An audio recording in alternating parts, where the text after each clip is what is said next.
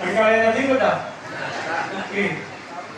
મંચસ્થ ઉપસ્થિત પ્રમુખ સાહેબ, ઉપપ્રમુખ સાહેબ, મંત્રી સાહેબ, સહમંત્રી સાહેબ, મોહનભાઈ સાહેબ, આજના દાતા કિશનભાઈ રાવળ સાહેબ, સ્ટાફ મિત્રો અને આજે ખાસ તમે પધારેલા તમામ વાલીઓ તમામનું હું શાળા પરિવાર વતી હાર્દિક સ્વાગત કરું છું. તમે મોટી સંખ્યામાં આવ્યા એ જોઈ તો પહેલા આનંદ થયો. એ માટે તમારા માટે પહેલા એક તમે તાલી પાડો. તમે એક સમય આપ્યો તમારા બાળકને. મારે ઘણી બધી વાતો કરવાની છે, કંટાળતા નહીં, કારણ કે જે મારા લેવલથી જે હું જોઉં છે મારી જગ્યાએથી એ બધા પ્રશ્નો જે વાતો હોય એ તમામ વાતો આપણે એક એક કરીશું. આજે સમય કાઢીને આવ્યા છો તો આપણે એક એક વસ્તુ પહેલા જોઈશું. સૌથી પહેલા અત્યારે આપણે આજે બાળકોને ઇનામ આપ્યું તો આપણે જાણવું જરૂરી કે આ શાળાનું ધોરણ 10 અને 12 નું રિઝલ્ટ કેવું આવે. આપણું બાળક જે શાળામાં ભણતું હોય એ શાળામાં પરિણામ કેવું આવે તો આપણને ખબર હોવી જોઈએ ને, બરાબર? તો એની થોડી ચર્ચા કરી લો.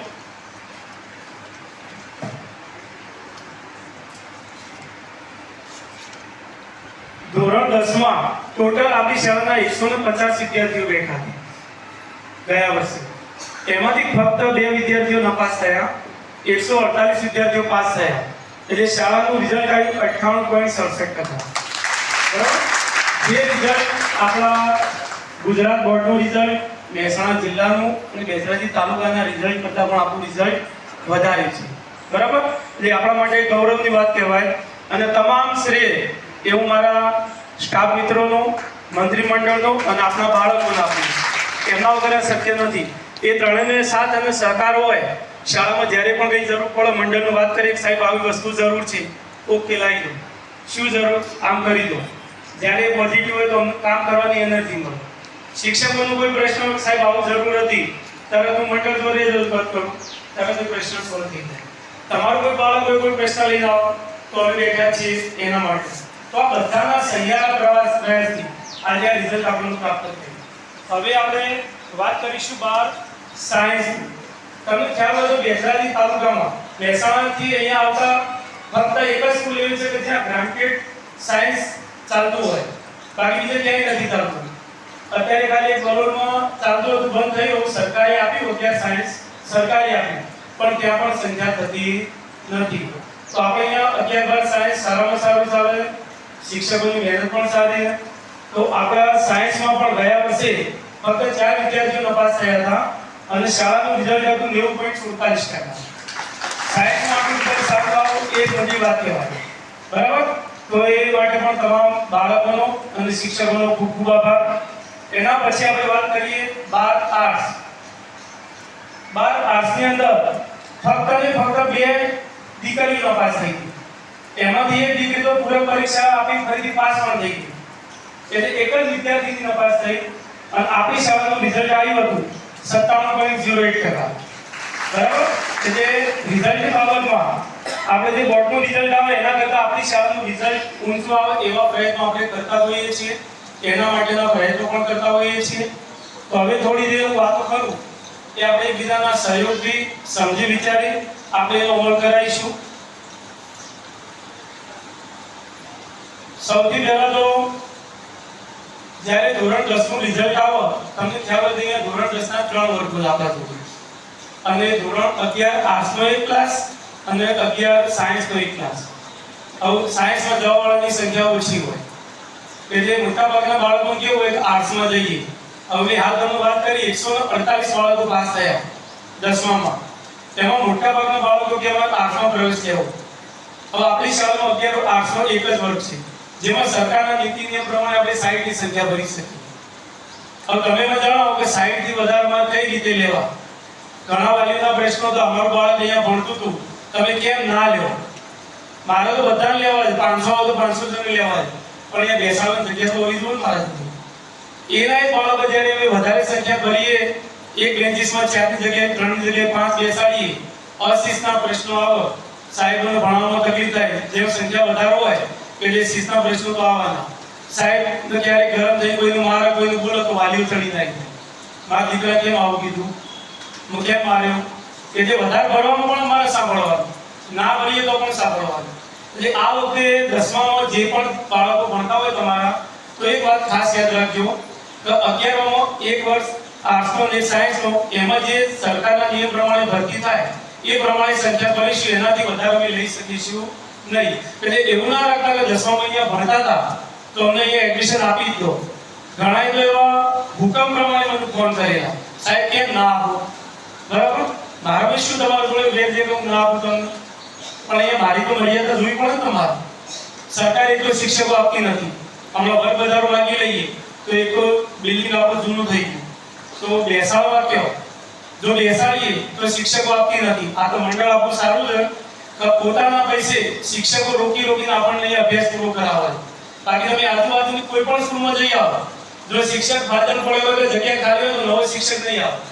સરકાર ના આપે ત્યાં સુધી આપણું મંડળ દર મહિને મિનિમમ 50,000 ની આજુબાજુના પગારો ચૂકવે છે. તમને ખ્યાલ ના હોય, વચ્ચે 55,000 હતા, અત્યારે 35,000 નો પગાર દર મહિને આપણું મંડળ ચૂકવે છે. જો કે સરકાર તરફથી કોઈ આવક હવે આવતી નથી. એ પણ કહી દો, જે પણ હોય બધું દાતાઓ અથવા દાન ભેટ આ રીતે અમે વિકાસ ફંડ આ બધું લઈ જે પણ કરીએ એમાંથી બધું પૂરું કરવાનું. દાતાઓ જોડેથી અમે દાન માગી ભેગું કરીએ અને એ રીતે અમે શિક્ષકો પૂરા પાડીએ તો તમારા બાળકનો અભ્યાસ ના બગડે. એટલે વધારે લઈએ અને જો એનો વધારાનો ક્લાસ કરીએ, શિક્ષકો ના મળે નીચે બેસાડી રાખી તો કાલ તમે દાવાના કેમ સાહેબ કોઈ ભણાવતું નથી.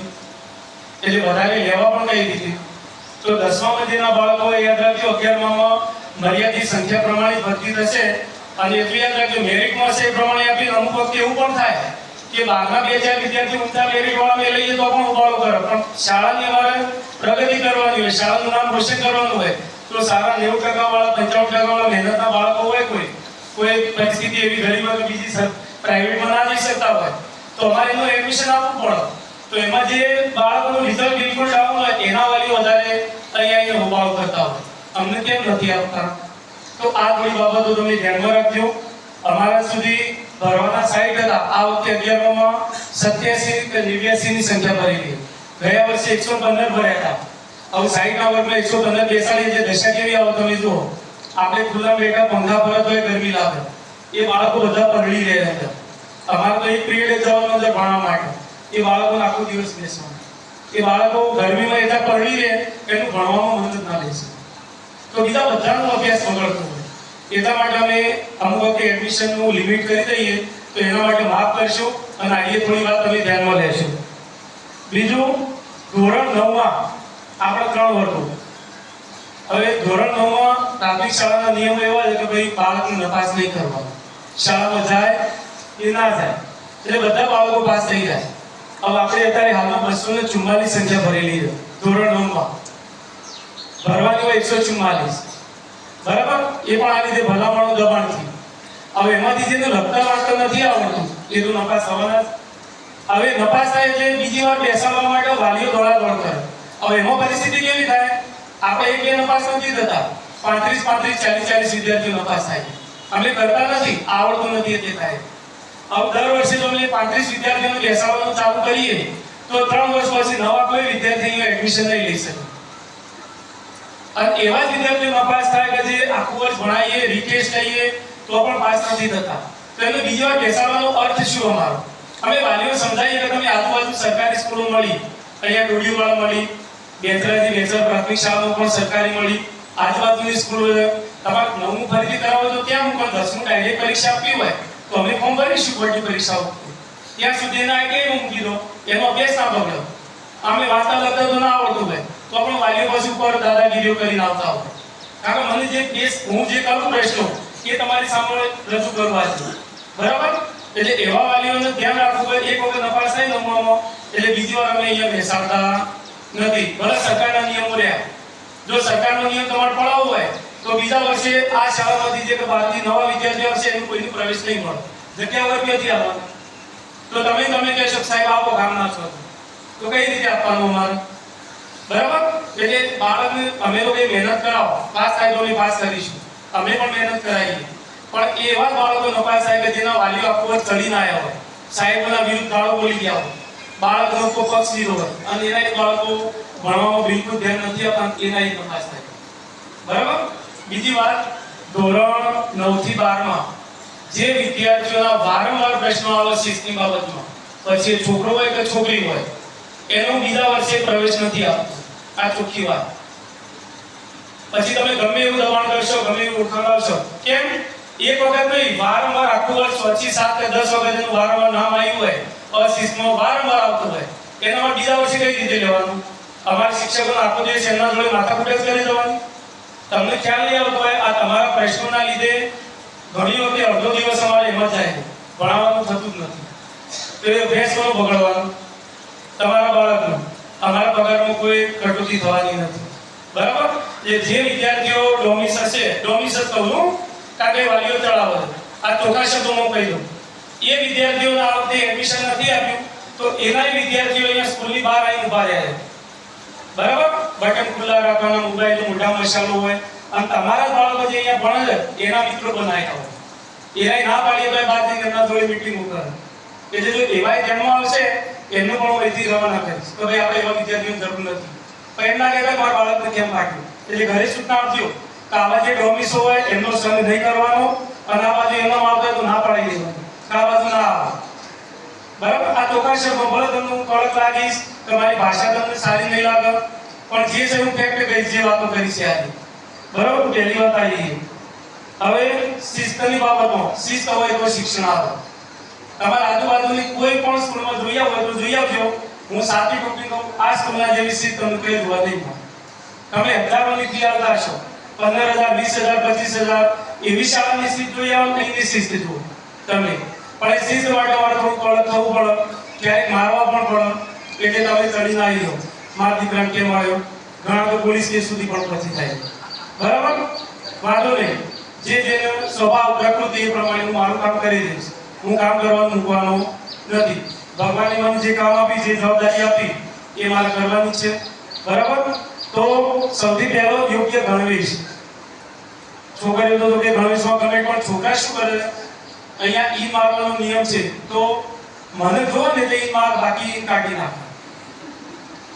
પૂછી લેજો તમારા બાળકોને, બરાબર? આઈ કાર્ડ આપણે ગયા વર્ષે બનાવ્યા હતા, જે નવા છે જે તૂટી ગયા આ વર્ષે બનાવવાના છે. હું પોતે પણ પહેરી જ રાખું કાયમ, કેમ કે હું વિદ્યાર્થીઓને કહી શકું આઈ કાર્ડ કરતા શરમ આવે. વાળ નાના એટલા માટે રખાય તો વાળ મોટા હોય એની એક્શનો કરવામાં જ અડધો દિવસ જતો રહે, બરાબર? અટાણું એનું તરુણ અવસ્થા હોય, એમાં બધી વસ્તુ સારી ગમતી હોય, વારંવાર આમાં હાથ કરવાના, એટલે આપણે અહીંયા નિયમ કર્યો તો વાળ જીરો કટ જ કરાવવાના, કોઈના હાથમાં આવવા ના જોવો. એટલે ઘણી વખતે એના માટે પણ સજા કરી, 2 મહિના કહીએ તો કપાવ નહીં, પછી મારી ઘરે ઉતરવું પડે.